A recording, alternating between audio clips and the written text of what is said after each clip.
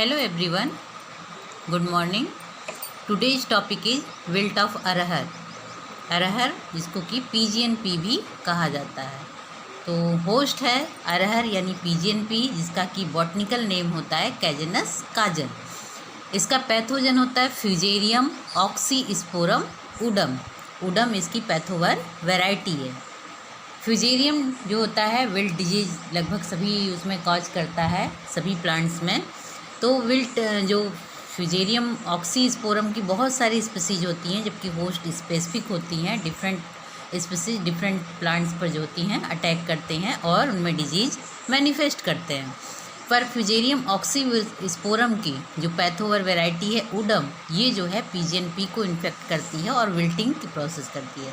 Wilting मतलब मुरझाना. तो प्लांट को इस तरीके से कर देता है जैसे लगता है कि फील्ड में बहुत सूखा है, बिल्कुल उसमें इरिगेशन नहीं हुआ है, सिंचाई नहीं हुई और पूरा प्लांट सूख करके ख़त्म हो जाता है. तो इसके क्या कहाँ कहाँ इनके पाए जाते हैं, कितना डैमेज करता है प्लांट को, या किस तरीके से इसका डिजीज़ साइकिल चलती है, इसके बारे में आज हम डिस्कस करेंगे.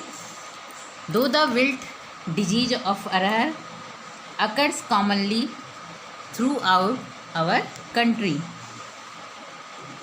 It causes severe damages in parts of Maharashtra, Madhya Pradesh, UP, Bihar and Tamil Nadu. This is perhaps the most destructive fungal disease of this valuable pulse crop in our country. Continuously cropping of arahar in the same field results in the much as 50% plant mortality due to disease. Almost about 5 to 10% damage to standing arahar crop in a common feature vary every year Uttar Pradesh and Bihar. However, most of the attacked plants succumbed completely to wilt disease and their recovery is rare. तो जो अरहर की crop होती है, अरहर की crop पर wilt disease जो होता है, लगभग जो होता है हमारी कंट्री में सभी जगह ये क्रॉप बहुत ही वैल्यूएबल क्रॉप होती है. अरहर की पल्स क्रॉप है. तो ये जो है इस पर जो ये डिजीज़ जो है पूरे इंडिया में लगभग सभी जगह दिखाई देता है. और मेनली जो होता है सेवायर डैमेजेस जो देखा गया है वो Maharashtra, MP, UP, Bihar and Tamil Nadu में सबसे अधिक दिखाई देता है. तो इसकी चूँकि ये बहुत ही डिस्ट्रक्टिव फंगल डिजीज़ है, जो कि हमारी सबसे वैल्यूएबल क्रॉप अरहर, जो कि घर घर में जो है यूज की जाती है और इकोनॉमिकली बहुत अधिक इम्पोर्टेंस है इस क्रॉप की. तो हमारे लिए जो होता है इस क्रॉप को जो होता है बहुत ही डिस्ट्रक्टिव फंगल डिजीज़ है ये विल्ट ऑफ अरहर. कंटिन्यूअसली एक ही फील्ड में क्रॉप को अगर हम सोइंग करते रहते हैं तो लगभग 50% प्लांट मॉर्टेलिटी जो होता है इस डिजीज़ की वजह से होती है. Almost about 5 to 10% damage standing arhar crop, यानी कि लगभग हर साल UP एंड बिहार में जो है 5 से लेकर 10% तक स्टैंडिंग अरहर क्रॉप जो होती है इस डिजीज़ से जो है पूरी तरह से लॉस होता है, ख़त्म हो जाती हैं. तो most of the attacked plants is come completely to wilt disease and their recovery is rare. तो इस डिजीज़ की वजह से, चूँकि पैथोजन इसका फ्यूजेरियम ऑक्सीस्पोरम उडम जो होता है ये सॉयल बॉर्न डिजीज़ है. तो ये सॉयल के थ्रू जो होता है या एयर के थ्रू भी हो सकता है, लेकिन मेनली ये सॉयल बॉर्न डिजीज़ है. तो ये जो है बहुत सेवायर इन्फेक्शन जो है क्रिएट करता है, और एक बार डिजीज़ कॉज हो जाती है, एक बार पैथोजन प्लांट पर अटैक करता है तो प्राइमरी सेकेंडरी साइकिल उसकी चलती रहती है, डिजीज़ साइकिल, जिसकी वजह से इसकी रिकवरी कर पाना कम्प्लीटली जो होता है वो संभव नहीं हो पाता है और पूरे की पूरी खड़ी फसल बर्बाद हो जाती है. इसके बाद आते हैं इसके सिम्टम्स पर. सिम्टम्स यानी इसके लक्षण क्या होते हैं इस डिजीज़ के, कैसे हम पहचानेंगे फील्ड में कि ये जो है प्लांट जो है किस डिजीज़ की वजह से जो है वो इन्फेक्ट हुआ है. कौन सा फंगस है या कौन सा पैथोजन है जिसकी वजह से ये इन्फेक्टेड हुआ है। तो इसके जो मेन सिम्टम्स आते हैं,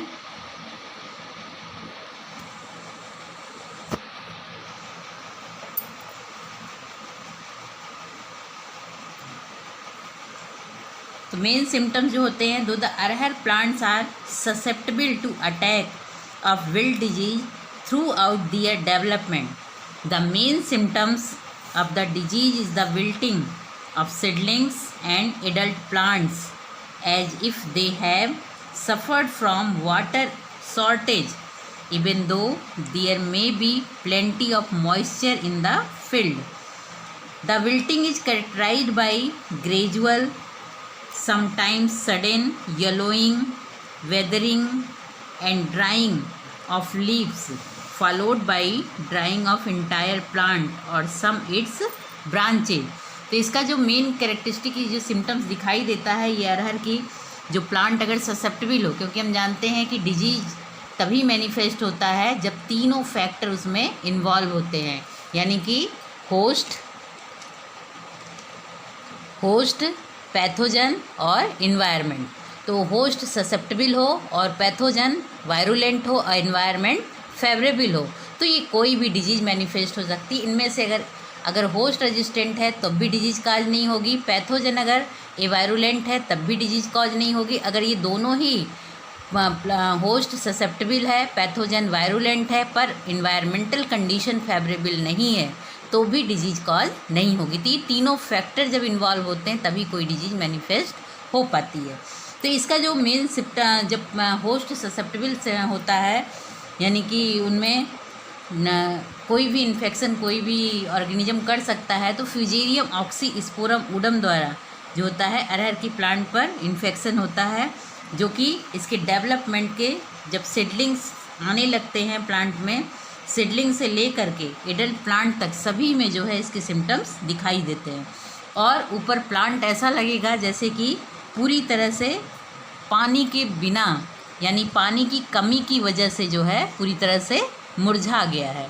ऐसा देखने में लगता है कि पूरी तरह पानी की कमी से पौधा मुरझा गया है, उसकी पत्तियां सूख गई हैं, मुड़ गई हैं, श्रिंक हो गई हैं। और जबकि फील्ड में मॉइस्चर बहुत अच्छी संख्या में होगा, पूरी मतलब प्लेंटी ऑफ मॉइस्चर होगा फील्ड में, उसके बावजूद ऐसा लगता है कि फील्ड में पानी की कमी होने से या प्लांट को पानी ना मिलने की वजह से पौधा पूरी तरह से मुरझा गया है। और इसका जो कैरेक्टराइज्ड होता है, विल्टिंग जो मेन प्रोसेस होती है, उसमें सबसे पहले पत्तियां जो होती हैं जो है ग्रेजुअली येलोइंग होती, कभी कभी सडन भी दिखाई देता है, येलोइंग होगा, वेदरिंग होगा, पत्तियों का रंग पूरी तरह से बदरंग हो जाएगा, सूखने लगेंगी पत्तियां, मुरझा करके गिरने लगेंगी और पूरी ब्रांचेज भी जो है धीरे धीरे पूरी सूख जाएंगी। धीरे धीरे पूरा पौधा, इंटायर प्लांट ही पूरा सूख करके ख़त्म हो जाता है। और अगर इसको ध्यान से हम फील्ड में देखते हैं, फील्ड में देखेंगे रूट्स के आसपास की जो स्टेम होती है या जो रूट्स होती हैं, मेन रूट्स होती हैं, उनके बेस के पास हम देखते हैं, ख़ास तौर से रूट के पास वाली जो स्टेम होती है, यानी कि जो सॉइल के एकदम नज़दीक होती है, उसको अगर हम देखेंगे उखाड़ करके रूट के बेस पर, तो वहाँ पर बहुत सारे टिश्यूज़ जो होते हैं ऊपर से हमें ब्लैक धारी नुमा दिखाई देता है, पूरा ब्लैक धारी नुमा इस तरीके से दिखाई देता है और ब्लैक बेडेड ऑफ हो जाता है, यानी कि स्टेम पूरा वो ब्लैक ऊपर से ही हमें दिखाई देने लगता है। तो आइदर अनफॉर्मली और especially in the early stages in streaks, this blackening is best seen on removing the bark. Streaks can traced down to the roots and are found to arise from the main or lateral roots, which have become rotten. The rotting in dry and no exudates are given out. तो इसका जो जब हम roots के पास वाली stem को देखते हैं तो ऊपर से ही हमें जो होता है ब्लैक कलर की स्टेम दिखाई देती है। अगर इसके हम बार्क को छील दें तो ये ब्लैकनिंग जो होती है बहुत क्लियर दिखाई देती है, एकदम पूरी स्ट्रिक्स, पूरे ब्रांचेज, पूरे स्टेम्स पर। और ये ब्लैकनिंग एकदम साफ क्लियर तब भी और ज़्यादा दिखती है जब हम उसको बार्क को छील दें। अगर इसके जो है स्टेम को हम काटते हैं तो बीच में जो होता है जाइलम वाला पार्ट वो पूरी तरह से वो ब्लैक कलर के उससे पाउडर से भरा हुआ दिखाई देता है, यानी कि इसका जाइलम बेसल्स जो होता है पूरी तरह से ब्लॉक हो जाता है। तो स्ट्रिक्स वगैरह जो होती हैं उसके रूट के पास वाली रूट, लैटरल रूट्स और सारी जो हैं ब्लैकनिंग से भर जाती हैं, और रूट जो और स्टेम रॉटिंग की वजह से जो होता है वो डेड हो जाती है। किसी भी तरह का ये क्योंकि एकदम ड्राई रॉटिंग होती है, किसी तरह के एक्सुडेट्स इसमें दिखाई नहीं देते हैं, और स्टेम जो होता है ब्लैक पील्ड ऑफ होने लगता है, और इसका ये फिगर में दिखाई भी दे रहा है। सिम्टम्स इसका देखने के लिए ये फ़ोटोज़ देखिए, इनमें जो है सिम्टम्स बहुत क्लियर दिखाई दे रहा है विल्ट डिजीज़ पर। ये फील्ड का पौधा है जो पूरी तरह से जो है, जो कि फील्ड में अच्छी तरह से इरिगेशन किया गया है, पानी बहुत अच्छी मात्रा में सॉइल में है, बट पौधा देखिए प्लांट जो है अरहर का ऐसा लग रहा है पूरी तरह से सूख गया है पानी की कमी द्वारा। फिर ये यहाँ पर देखिए विल्टिंग, ये हेल्दी प्लांट है, अच्छे से ग्रो कर रहा है। इसमें जो होता है शुरुआती स्टेज में ही विल्टिंग की प्रोसेस होती है, और पूरा का पूरा पौधा जो होता है विल्टिंग की वजह से डेड हो जाता है और ख़त्म हो जाता है।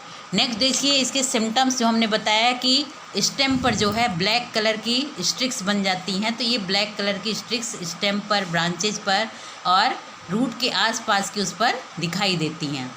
ये बार सही तरह में देखेंगे ऊपर से, जब हम ऐसे पौधे को जिसमें कि विल्टिंग दिखाई दे रही है, अगर उसको हम जड़ के पास एकदम उखाड़ लेंगे तो वो जो है विल्टिंग बिल्कुल क्लियर दिखाई देती है उन पर। ब्लैक कलर की स्ट्रिकिंग यानी कि ब्लैकिंग पूरा पील्ड रहता है, पील्ड ऑफ रहता है, और ये इस फिगर में भी क्लियर दिखाई दे रहा है, इसमें भी क्लियर दिखाई दे रहा है, और इसमें भी ये सिम्टम्स क्लियर दिखाई दे रहे हैं कि पूरी की पूरी स्टेम और लीफ इसकी पूरी तरह से सूख गई है, विल्टिंग की वजह से ख़त्म हो गई है, और इसके रूट और स्टेम की ब्रांचेज जो हैं उसमें जो है देखिए ब्लैक ब्लैक कलर की स्ट्रिकिंग धारी दिखाई देती है ऊपर से। अगर इसको हम, और ये पूरा पौधा इस तरीके से मुरझा जाता है, सूख जाता है, धीरे धीरे इसमें थोड़ी सी भी ग्रीन लीव्स दिखाई दे रही हैं, लेकिन जब लेटर स्टेजेज में इस डिजीज़ की वजह से ये पूरा का पूरा पौधा मुरझा करके डेड हो जाता है और फील्ड से गिर जाता है। जब इसके हम बार्क को छील देते हैं, बीज का पास देखेंगे तो हम जाइलम बेसल्स में देखते हैं, जाइलम बेसल्स में ब्लैक ब्राउन कलर का जो है पाउडरी जो है ब्लैक कलर का रॉटन एरिया दिखाई देता है, जिसमें कि ब्लैक ब्लैक जो है उसके फंगस के माइसीलियम भरे हुए रहते हैं। ऊपर से पूरा स्टेम ब्लैक है, और बार्क को छील देते हैं तो इस तरीके से उसमें ब्लैकनिंग दिखाई देती है। जो कि ये क्यों ऐसा दिखाई देता है, क्योंकि जो है जाइलम इसका जो फंगस होता है, फंगस इसका जो कि फ्यूजेरियम ऑक्सीस्पोरम उडम, जो कि फ्यूजेरियम ऑक्सीस्पोरम उडम जब इसके प्लांट पर इन्फेक्शन करता है तो वो उसकी जाइलम बेसल्स को पूरी तरह से ब्लॉक कर देता है, जाइलम बेसल्स में भर जाता है, जैसे कि जाइलम बेसल्स ब्लॉक हो जाती हैं। तो जब जाइलम बेसल्स ब्लॉक हो जाती हैं तब उसमें जो है जाइलम चूँकि वाटर को जो है ऊपर की ओर करता है, तो जाइलम बेसल्स जब ब्लॉक हो जाती है इस फंगस माइसीलियम की वजह से, जाइलम बेसल्स जब पूरी तरह से ब्लॉक हो जाती हैं तो वाटर वगैरह जो होता है सॉयल से प्लांट का पार्ट जो है जाइलम बेसल्स के थ्रू ही सभी प्लांट को सप्लाई होता है, तो वाटर सप्लाई प्लांट को रुक जाता है, जिसकी वजह से कि उसमें पौधा पानी फील्ड में रहते हुए भी पूरी तरह से पौधा विल्टिंग हो जाती है, मुरझा जाता है, पूरी तरह से सूख जाता है, और धीरे धीरे वो पौधा पूरी तरह से डेथ हो जाती है और ख़त्म हो जाता है। तो ये सेवायर इन्फेक्शन के बाद जो लास्ट स्टेज आती है वो होती है पूरी तरह से पौधा डेड हो जाता है और फील्ड में से ख़त्म हो जाता है। तो ये इसके सिम्टम्स हो गए। इसके बाद आते हैं इसके कॉजल ऑर्गेनिजम्स पर। इसका कॉजल ऑर्गेनिज्म या पैथोजन होता है फ्यूजेरियम ऑक्सीस्पोरम उडम। उडम उसकी पैथोवर वैरायटी होती है। इसका कॉजल ऑर्गेनिज्म का जो क्लासिफिकेशन होता है उसका kingdom mycota, division you mycota चूँकि ट्रू फंजाई होता है, सब डिवीजन ड्यूटेरोमाइकोटिना जिसमें कि मेन कैरेक्टरिस्टिक फीचर इसका होता है कि इसमें सेक्सुअल रिप्रोडक्शन नहीं पाया जाता है, यानी कि ये फंजाई इम्परफेक्टाई कहलाता है। और इसका क्लास होता है हाइफोमाइसिटीज। हाइफोमाइसिटीज में इसलिए रखा गया है क्योंकि इसके जो माइसीलियम होता है वो माइसीलियम जो होता है इसका पूरा हाइलाइन होता है, और स्पोर्स जो होते हैं माइक्रो, मैक्रो और क्लेमाइडो स्पोर्स में डिवाइड होते हैं। ऑर्डर ट्यूबरक्युलेरेसिस और फैमिली ट्यूबरक्युलेरेसी। जीनस होता है फ्यूजेरियम ऑक्सीस्पोरम उडम। तो इसका जो माइसीलियम होता है इस फंगस का, माइसीलियम इसका हाइलाइन होता है, और इससे माइसीलियम से 3 टाइप्स के स्पोर्स जो होते हैं होस्ट से के अंदर जो होते हैं 3 टाइप्स बियर होते हैं। जो ये स्पोर्स होते हैं माइक्रोकोनिडिया, मैक्रोकोनिडिया एंड थर्ड होता है क्लेमाइडोस्पोर्स जो कि रेस्टिंग स्पोर कहलाता है। माइक्रोकोनिडिया जो होते हैं इसके माइक्रोकोनिडिया जो होते हैं बहुत ही स्मॉल होते हैं, इलेप्टिकल होते हैं। ये देखिए जाइलम, ये फिगर में देखिए कि जो प्लांट का ये होस्ट टिश्यू है और ये जाइलम वेसल्स है। जाइलम वेसल्स में इसके फंगस जो हैं पूरी तरह से ये भर जाते हैं, और इसमें जो है इसी यहीं पर कोनिडिया, कोनिडियोफोर या फिर क्लेमाइडोस्पोर बियर करते हैं। तो ये जाइलम वेसल्स ब्लॉक होने की वजह से ही इसमें विल्टिंग की प्रोसेस होती है। पूरी तरह से जाइलम वेसल्स जो होते हैं माइसीलियम से, उनके स्पोर्स से, क्योंकि इसमें 3 तरह के स्पोर्स होते हैं, माइक्रोकोनिडिया, मैक्रोकोनिडिया एंड क्लेमाइडोस्पोर्स बियर होते हैं, जिसकी वजह से कि इनमें जो होता है विल्टिंग की प्रोसेस होती है। इसका माइसीलियम अगर फ्यूजेरियम उडम का देखेंगे तो ये माइसीलियम है। इसका माइसीलियम इसका वाइट कलर का होता है और बिल्कुल नेट लाइक स्ट्रक्चर फॉर्म करता है, और हाईलाइन होता है और ब्रांच्ड होता है, कुछ में अनब्रांच्ड भी दिखाई देते हैं। ये इसके माइसीलियम डेवलप होते हुए दिखाई दे रहे हैं। ये इसके सीडलिंग्स प्लांट में है जिस पर कि पूरा माइसीलियम ग्रोथ फंगस की हो गई है, फ्यूजेरियम ऑक्सीस्पोरम की। तो इसमें जो माइक्रोकोनिडिया होते हैं, सबसे पहले माइक्रोकोनिडिया इसके जो माइसीलियम होता है, माइसीलियम जो होता है इसका होस्ट एपिडर्मिस के ठीक नीचे पूरा माइसीलियम इकट्ठा हो करके वहाँ पर एक गद्देदार स्ट्रक्चर स्ट्रोमा फॉर्म करता है। इस स्ट्रोमा से जो है ये माइसीलियम जो होता है, माइसीलियम बेनिथ में रहता है, जो इससे जो है क्लेमाइडोस्पोर भी और होते हैं। क्लेमाइडोस्पोर्स जो कि अनब्रांच्ड स्ट्रक्चर होता है और सिलेंड्रिकल होता है। इसके टिप पर जो है कोनिडिया बियर करते हैं। तो ये कोनिडिया माइक्रो एंड मैक्रो हो सकते हैं। तो माइक्रो कोनिडिया जो होते हैं स्मॉल साइज के होते हैं, इलेप्टिकल शेप में होते हैं, या फिर कभी कभी कर्व भी होते हैं, और यूनिसेलुलर होते हैं। यूनिसेलुलर होते हैं, रेयर ही ये सेप्टा होता है इसमें, नहीं तो सेप्टा नहीं पाए जाते हैं। कभी कभी 1 या 2 सेप्टा, जैसे कि इसमें 1 सेप्टा दिखाई दे रहा है, यानी कि यूनिसेलुलर होते हैं। कभी कभी ये बाइसेलुलर दिखाई देते हैं, रेयर इसमें 1 या 2 सेप्टा दिखते हैं। इनका जो मेजर्स कर सकते हैं हम, तो 5 से लेकर के 15 जो है माइक्रोन्स लेकर के, ये जो है 2 से लेकर 4 यानी 5 to 15 और 2 into 4 माइक्रोमीटर में होते हैं।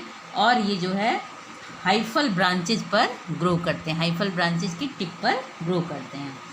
जो मैक्रोकोनिडिया होते हैं, मैक्रोकोनिडिया नाम से ही क्लियर हो रहा, मैक्रो मीन्स लार्ज साइज के होते हैं, और मैक्रोकोनिडिया जो होते हैं एक कुशन लाइक जो होते हैं स्ट्रोमेटिक माइसीलियम से जो होता है उसकी सरफेस पर जो होता है होस्ट के नियर जो ग्राउंड लेवल पर होता है वहाँ से बियर करते हैं। ये जो होते हैं लॉन्ग होते हैं, कर्व शेप में होते हैं, कर्व्ड होते हैं यानी फ्यूजेरिड होते हैं। इनका टिप जो होता है पॉइंटेड होता है, पॉइंटेड होता है टिप, और नॉच्ड होता है बेस। सेप्टेट होते हैं यानी कि 3 या 4 सेप्टा इसमें प्रेजेंट रहते हैं। पूरे मैक्रोकोनिडिया में या तो 3 या फिर कर्व्ड स्ट्रक्चर होता है, 3 या 4 सेप्टा प्रेजेंट रहता है। इसको मेजर्स कर सकते हैं 15 into 50 से लेकर 15 से 50 इंटू जो है 3 to 5 माइक्रोन मीटर तक ये होते हैं लेंथ में। और क्लेमाइडोस्पोर्स जो हैं प्रोड्यूस्ड होते हैं माइसीलियम के उसमें, होस्ट के उसमें जो होते हैं अंदर जो है माइसीलियम में, ओल्डर माइसीलियम जो होता है वहाँ पर जो है क्लेमाइडोस्पोर्स बनते हैं। ये क्लेमाइडोस्पोर्स टर्मिनल भी हो सकते हैं और इंटर कैलरी भी हो सकते हैं। तो ये क्लेमाइडोस्पोर्स जो होते हैं ओवल या स्फेरिकल शेप में होते हैं, सिंगल भी हो सकते हैं या चेन में लगे हुए हो सकते हैं, टर्मिनल या इंटर कैलरी होते हैं। एंड ये जो है लंबे समय तक जो है उसी अवस्था में जो है सॉइल में पड़े रह सकते हैं, यानी इसको रेस्टिंग स्पोर भी हम कह सकते हैं, इसको रेस्टिंग स्पोर भी कह सकते हैं। इसके बाद आते हैं इस डिजीज़ साइकिल पर। डिजीज़ साइकिल मतलब कैसे इसका रिकरेंस होता है, कैसे इसकी प्राइमरी या सेकेंडरी इन्फेक्शन होता है, किस तरीके से डिजीज़ मैनिफेस्ट पूरे प्लांट पर या फील्ड में होता है। तो इस पैथोजन चूँकि सॉइल बॉर्न डिजीज होता है ये, तो इसका पैथोजन जो होता है सॉइल में या उसमें जो है सर्वाइव करता है। तो द पैथोजन इज सॉइल, जो पेरिनेशन होता है इसका, the pathogen is soil borne surviving in the soil as a saprophyte in the absence of living host.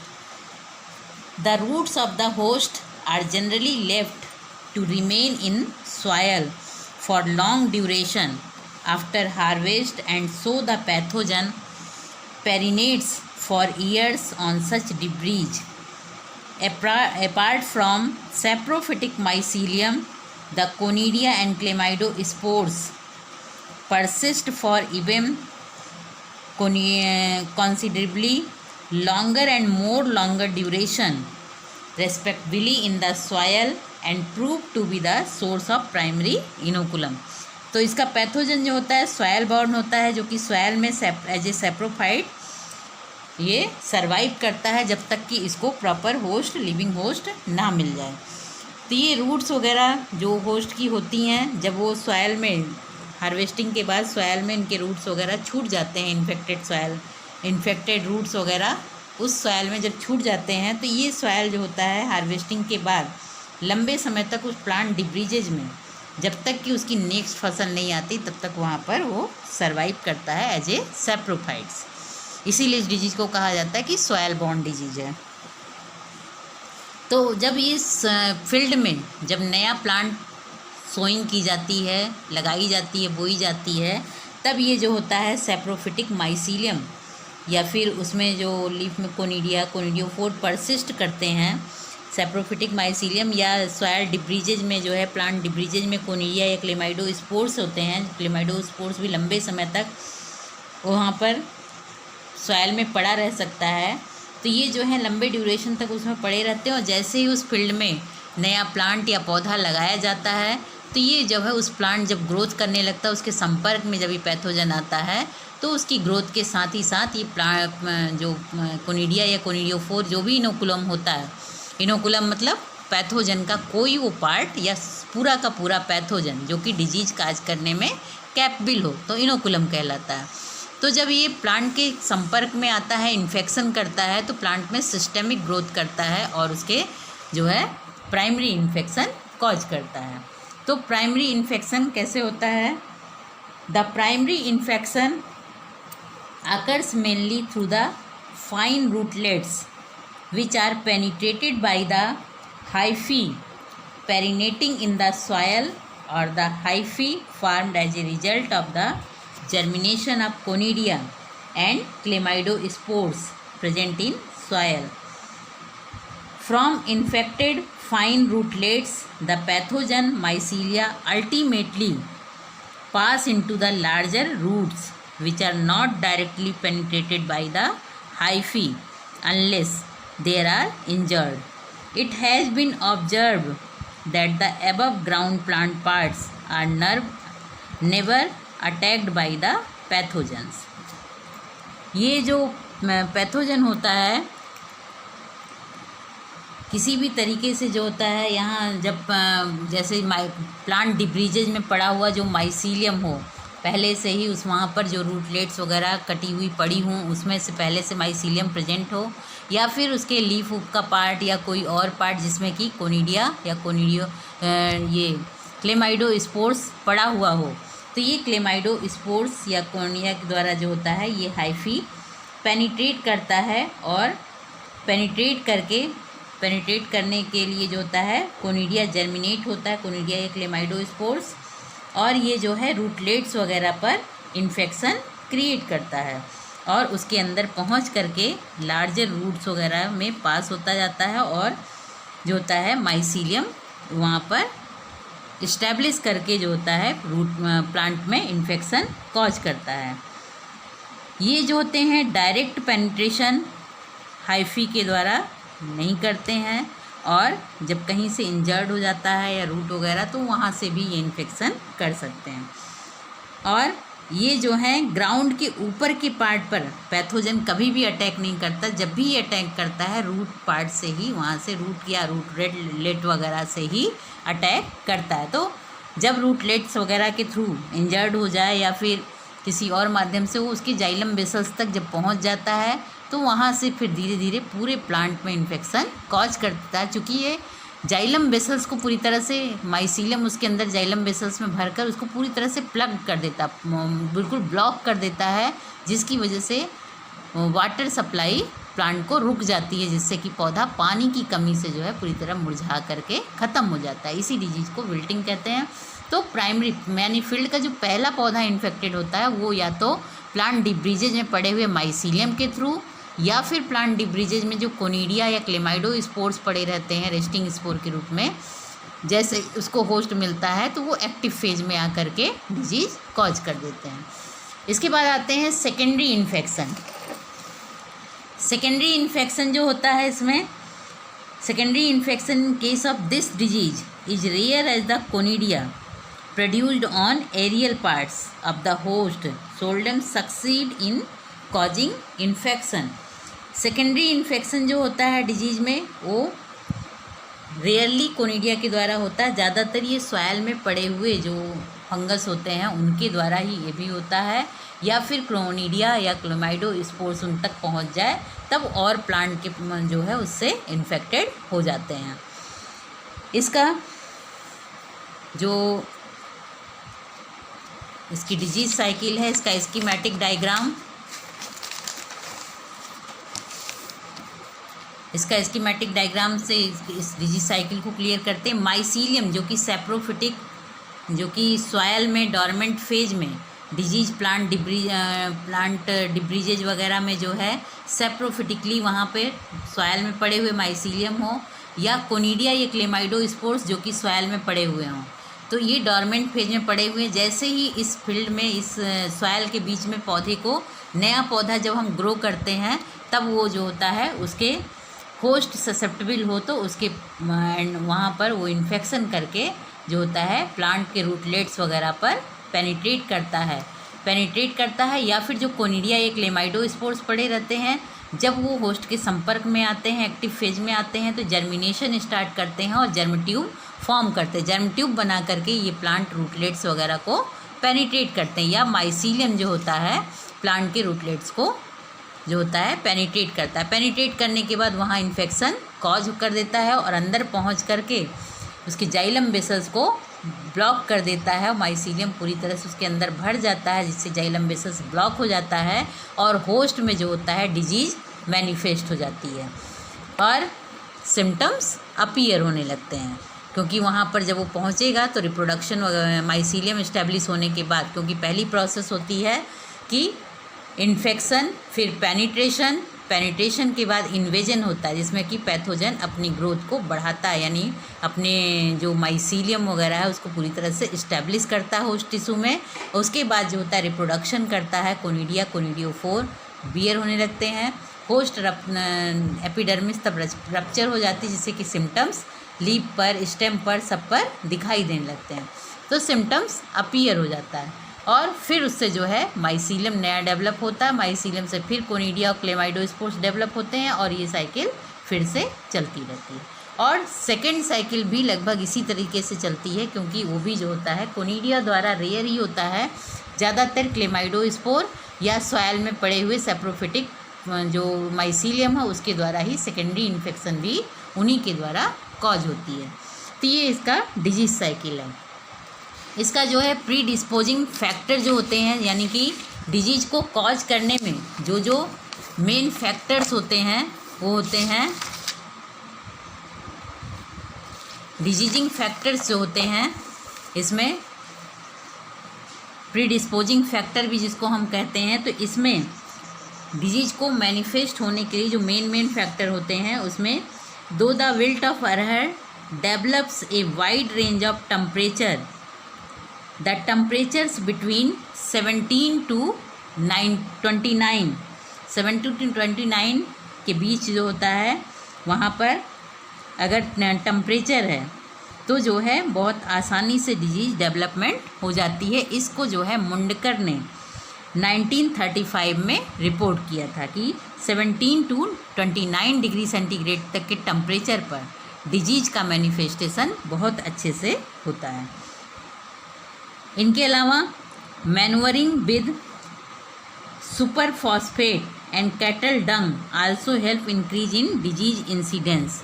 जब इसमें मैन्यूरिंग की जाती है सुपर फॉस्फेट या फिर कैटल डंग यानी गोबर वगैरह जब डाला जाता है उसमें, तो उनमें भी इन्फेक्शन होने के उसके द्वारा भी इन्फेक्शन जो होता है तेज़ी से बढ़ता है और डिजीज इंसिडेंस इंक्रीज होती है।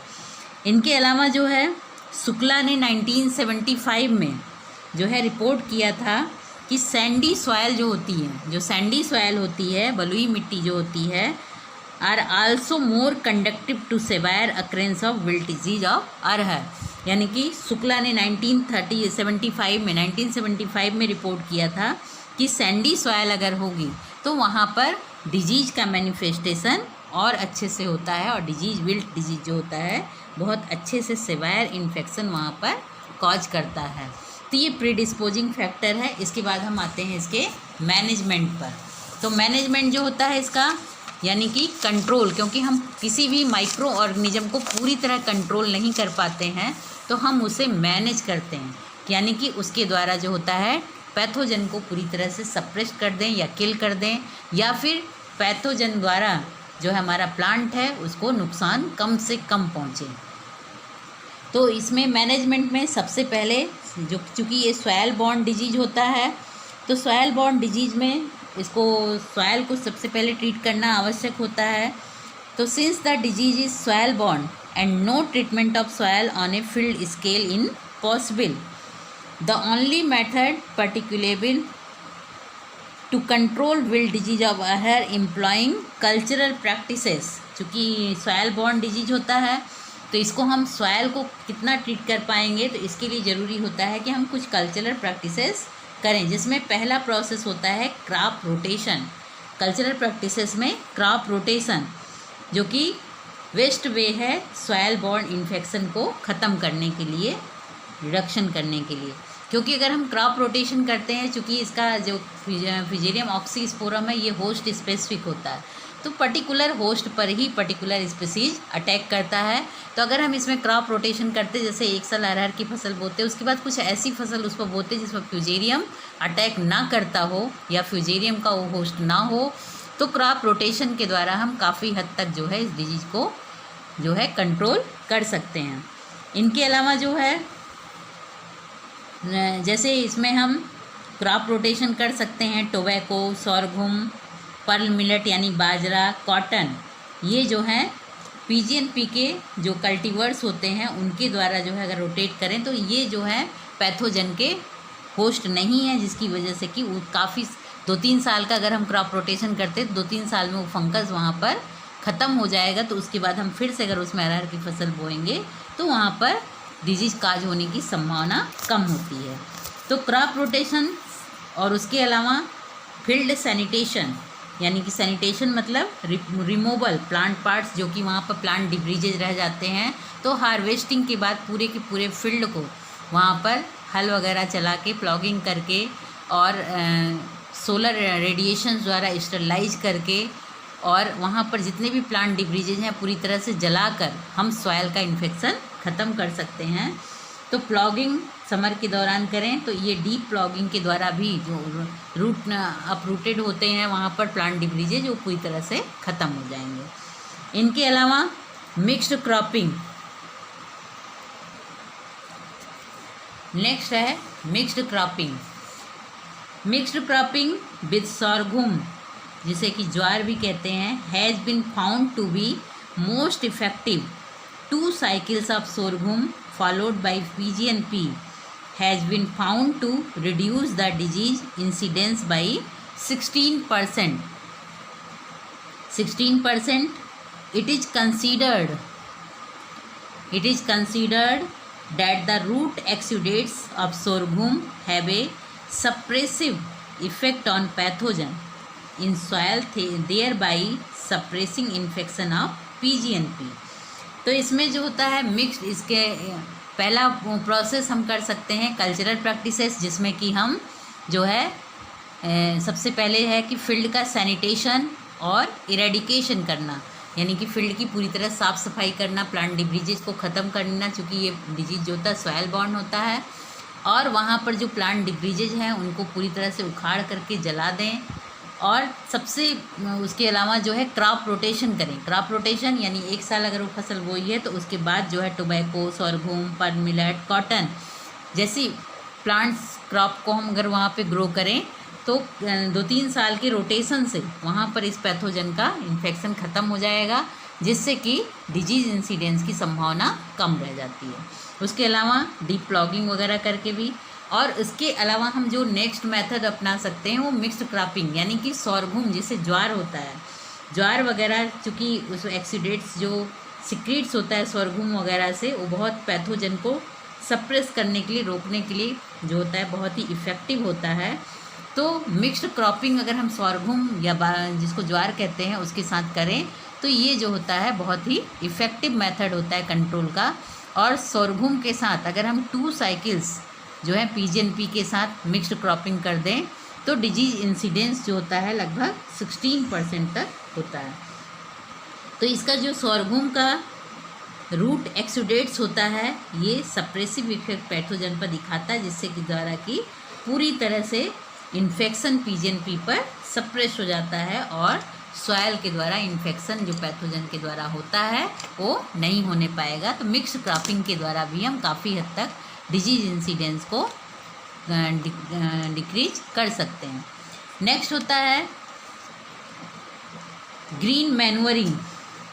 तो employing green manuring in the field has been found reducing wilt incidence. This has been as a result of increase in antagonistic microbial population in soil. The main antagonistic microorganisms to lower to incidence of wilt disease are Aspergillus niger, Rhizopus nigricans, Bacillus subtilis और trichoderma जो होता है biological organism होता है जो कि दूसरे organism को यानी कि फ्यूजेरियम की ग्रोथ को पूरी तरह से सप्रेस ही नहीं करता बल्कि पूरी तरह से उनको फ्यूजेरियम को किल कर देता है। तो जो ग्रीन मैन्योरिंग करें अगर हम तो फील्ड को काफ़ी हद तक जो है विल्ट इंसिडेंस रिड्यूस कर सकते हैं। इसका रिजल्ट ये होता है कि वहाँ पर ग्रीन मैन्योरिंग से जो है एंटागोनिस्टिक माइक्रोबियल पॉपुलेशन सॉयल में बहुत अधिक अच्छे से ग्रो करने लगती है।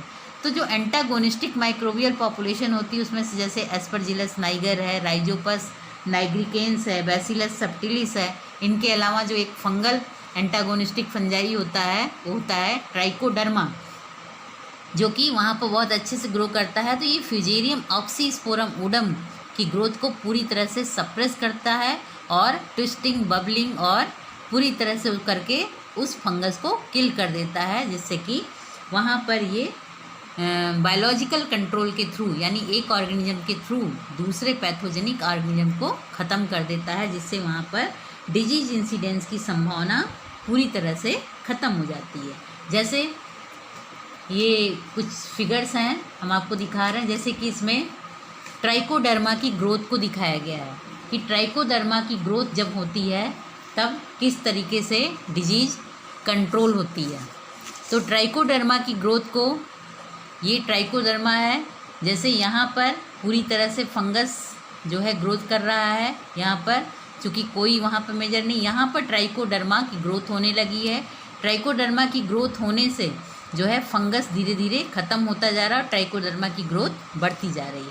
तो ट्राइकोडर्मा वगैरह या जितने भी एंटागोनिस्टिक फंजाई या बैक्टीरिया हैं वो जो है इसकी ग्रोथ को, जैसे यहाँ देखिए बहुत ही कम मात्रा में फंगस इसकी ट्राइकोडर्मा ग्रीन कलर के जो दिखाई दे रहे हैं इसकी प्रेजेंस में, ये जो वाइट कलर के माइसीलियम दिख रहे हैं ये जो है फ्यूजेरियम का है, तो बहुत कम मात्रा में ग्रो कर पा रहा है। और धीरे धीरे जब ये पूरा स्लाइड, यहाँ तो हम स्लाइड में दिखा रहे हैं, लेकिन ये फील्ड में जब पूरा फील्ड ट्राइकोडर्मा की ग्रोथ से भर जाता है तो फ्यूजेरियम पूरी तरह से ख़त्म हो जाएगा। फ्यूजेरियम पूरी तरह से उसका लॉस हो जाएगा और ख़त्म हो जाएगा। तो फ्यूजेरियम की ग्रोथ जो होती है पूरी तरह से ख़त्म हो जाती है। इस तरीके से हम बायोलॉजिकल कंट्रोल के द्वारा भी जो होता है पैथोजन को हम सप्रेस कर सकते हैं। तो ये इसमें एस्परजिलस नाइगर, राइजोपस नाइग्रिकन्स और बैसिलस सबटिलिस, उसके अलावा ट्राइकोडर्मा की बहुत सारी स्पीसीज जैसे ट्राइकोडर्मा हर्जियनम, ट्राइकोडर्मा बेडी, ट्राइकोडर्मा ग्लाइकेंस, तो ये सभी जो हैं ग्लियोक्लेडियम ग्लाइकेंस, ये सभी जो हैं ग्रीन मैन्यूरिंग के थ्रू जो है वहाँ पर अच्छी ग्रोथ होती है इन एंटागोनिस्टिक माइक्रोबियल पॉपुलेशन की, जिसकी वजह से बायोलॉजिकल कंट्रोल द्वारा भी बिना प्लांट को कोई तरह का नुकसान पहुँचाए हम कंट्रोल कर सकते हैं। इसके अलावा नेक्स्ट कंट्रोल होता है जैसे कि केमिकल कंट्रोल। केमिकल कंट्रोल जो कि केमिकल कंट्रोल लास्ट वो है, जैसे कि इसके केमिकल कंट्रोल में हम बावस्टीन यानी कि कार्बेंडाजिम उसका यूज कर सकते हैं। इसके अलावा जो होता है ब्रॉड स्पेक्ट्रम का फंजीसाइड, बॉर्डेक्स मिक्सचर वगैरह का यूज करके डाइथेन Z78, डाइथेन M45 इनका यूज करके हम डिजीज इंसिडेंस को कम कर सकते हैं। और सबसे बेस्ट मेथड होता है डिजीज कंट्रोल का रेजिस्टेंट वैरायटी को ग्रो करना, क्योंकि हमने पहले बताया कि जब तक तीनों फैक्टर इन्वॉल्व नहीं होते हैं, तीनों फैक्टर इन्वॉल्व नहीं होते तब तक डिजीज मैनिफेस्ट नहीं हो सकती।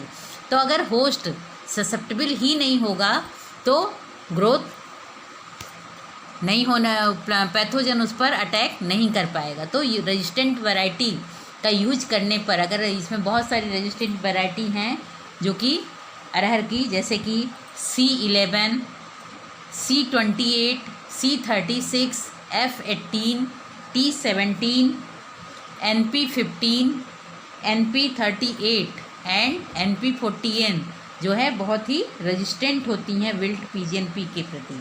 और इसके अलावा कुछ और भी वैरायटीज़ हैं, जैसे कल्टीवर होते हैं ICP 4769, 9168 और 10958111299, ये सभी वैरायटीज़ जो होती हैं बहुत ज़्यादा जो होती हैं रेजिस्टेंट वैरायटीज़ होती हैं, जो कि